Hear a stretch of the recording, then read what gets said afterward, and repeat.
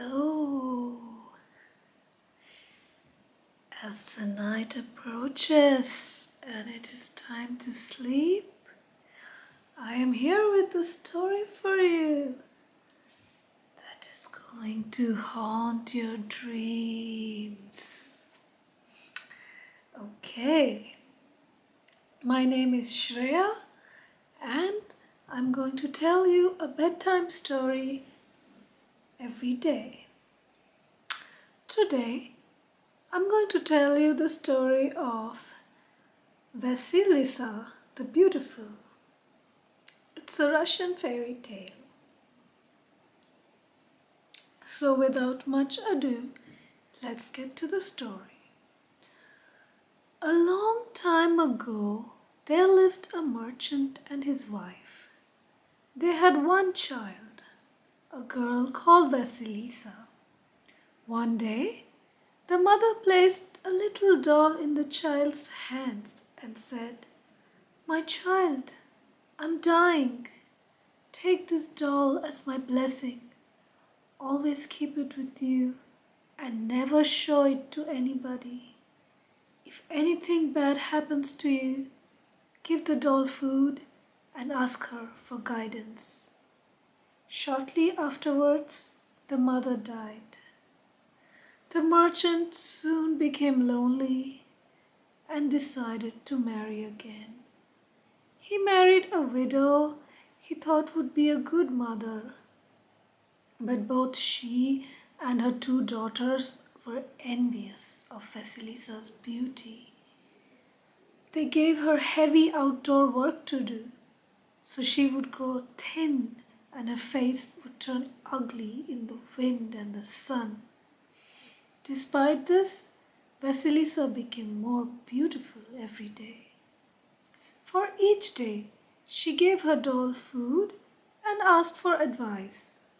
Having finished eating, the doll would help with the tasks, and even bring Vasilisa herbs to prevent sunburn. As the years passed, Vasilisa grew even more beautiful, as her stepmother's hatred of her intensified. Then, whilst Vasilisa's father was away on business, the stepmother moved the family to the edge of a dense birch forest. This was not just any birch forest, for in this forest lived the terrifying witch, Baba Yaga, a witch who ate people like others ate chicken. Every day, the stepmother sent Vasilisa into the forest, but the girl always returned safe and sound with the guidance of her magic doll. Then one night, the stepmother crept around the house and extinguished all the candles. As the last candle failed, she said in a loud voice, "It's impossible to finish our work in the darkness. Somebody must go to Baba Yaga and ask for a light." "I'm not going," said the first stepdaughter, who was stitching lace. "I can see my needle." "I'm not going," said the second stepdaughter, who was knitting stockings. "I can see my needle." So Vasilisa was thrown into the dark, forbidding forest. Despite her fear, she fed her magic doll and asked for its advice. "Don't be afraid, Vasilisa," said the doll. "Go to Baba Yaga and ask her to give you light." All that night, Vasilisa walked nervously through the forest, holding the doll who guided her path. Then suddenly, she saw a horseman rushing by. His face and clothes were white, and he was riding a white horse. As he passed, the first light of dawn appeared across the sky. Then another horseman came by. His face and clothes were red, and he was riding a red horse. As he passed, the sun began to rise. Vasilisa had never seen such strange men, and she was very surprised. She walked all day, until at last she came to Baba Yaga's hut, which stood forbidding on its large chicken legs. A fence made of human bones surrounded the hut. It was crowned with adult human skulls. The gate had a sharp set of teeth that served as a lock. Vasilisa was terribly afraid. Suddenly, another horseman galloped by. His face and clothes were black, and he was riding a black horse. He rode through the gates and disappeared. As he passed, the night descended. As the sky darkened, the eyes of the skulls began to glow. Their light illuminated the forest. Vasilisa trembled. She wanted to run away, but her legs would not move. Almost immediately, she heard a hideous noise. The earth shook, the trees groaned, and there was Baba Yaga riding in her motor. She stopped and sniffed the air.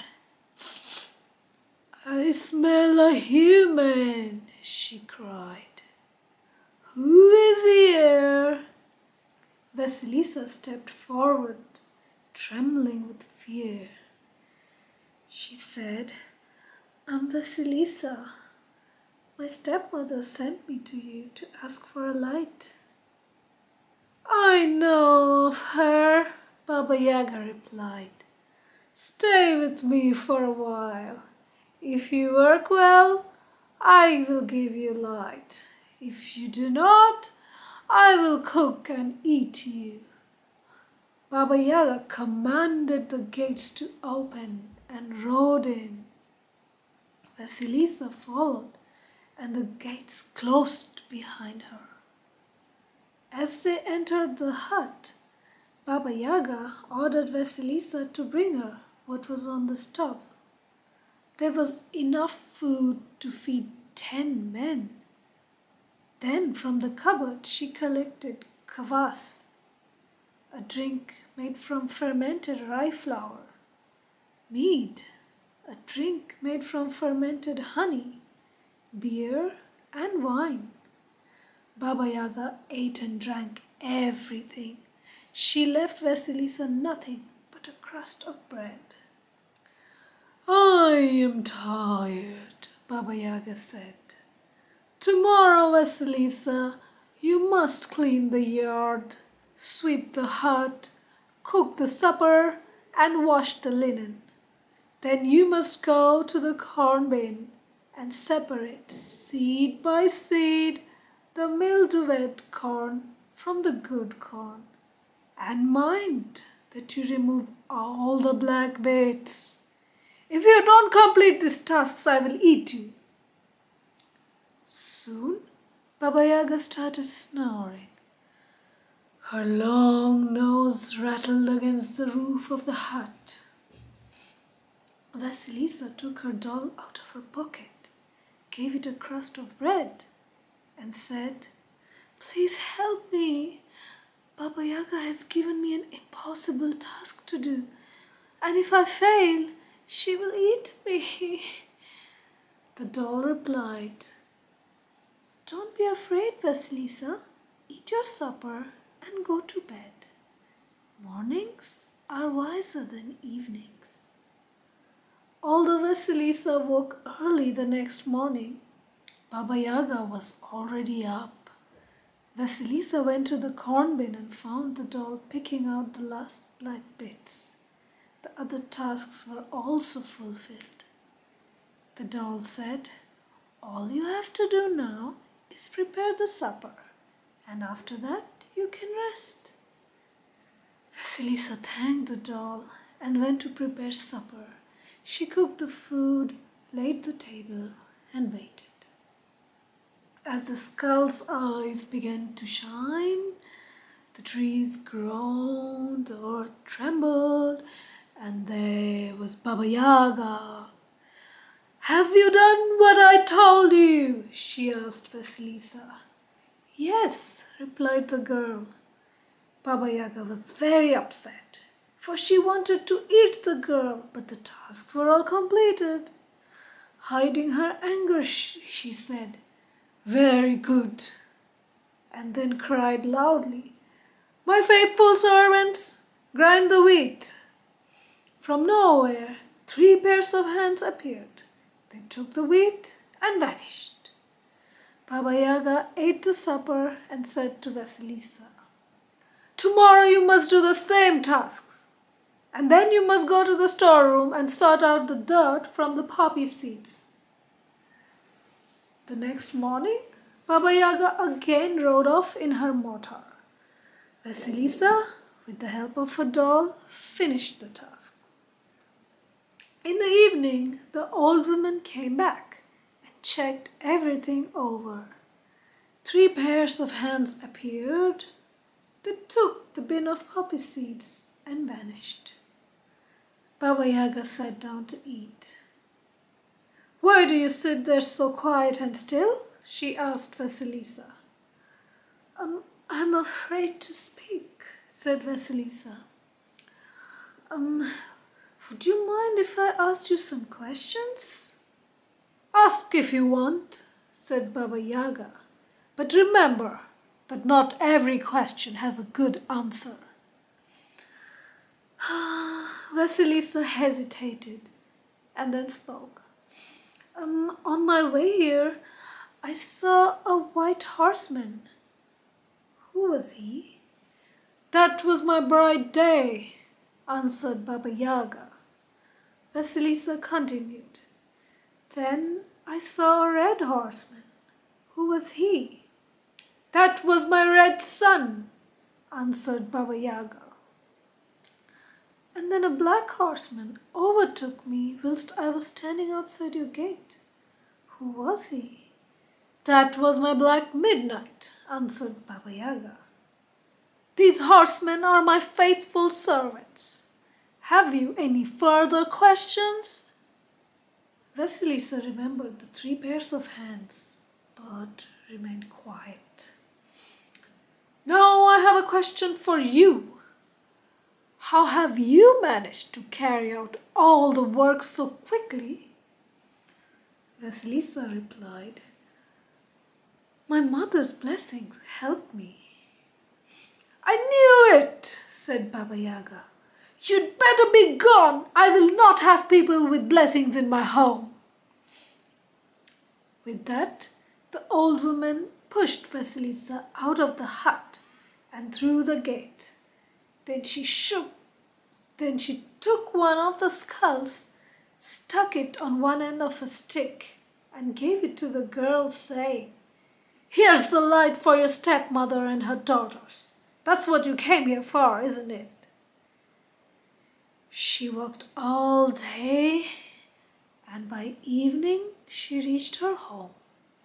As she approached the gates, she was about to throw away the skull, but suddenly she heard a muffled voice say, "You must keep me. Your stepmother and her daughters have need of me." The girl carried the skull into the house, and as she entered, the skull fixed its eyes on the stepmother and her 2 daughters. Its eyes burned them like fire. They tried to hide, but the piercing eyes followed them and never let them out of their sight. By morning, nothing was left of the 3 women except 3 heaps of ash on the floor. Vasilisa was unharmed. She buried the skull in the garden and went to find shelter in the nearest town. Here she lodged with an old woman. One day, the old woman gave Vasilisa some flax. With it, Vasilisa spun the most beautiful thread, so fine it was like hair. Then she weaved the thread into the most exquisite cloth. It was brilliant white, soft, and so beautiful. Vasilisa gave it to the old woman and said, "Grandmother, you have been so kind to me. Sell this cloth and keep the money." The old woman looked at it and said, "My child, this is too fine to sell. I'm going to take it to the Tsar."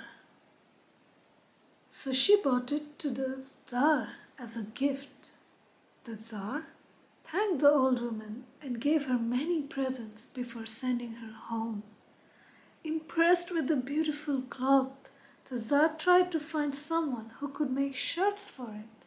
However, all the tailors declined the work as the cloth was too fine for them to handle.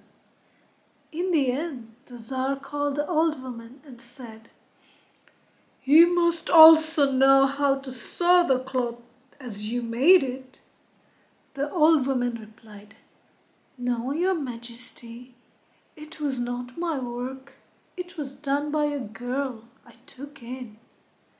So the Tsar asked the old woman to see if Vasilisa would make the garments.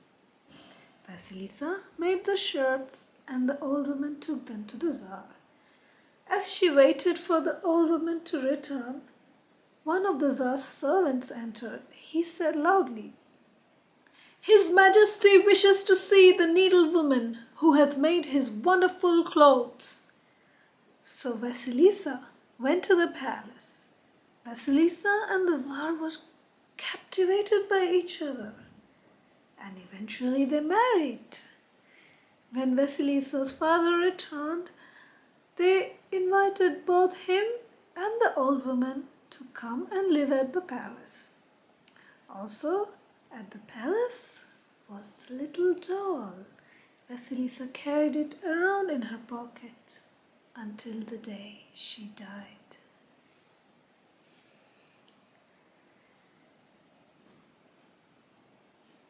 Now it is time for you to go to bed before Baba Yaga comes and eats you. I hope you enjoyed the story. Have a good night and very sweet dreams.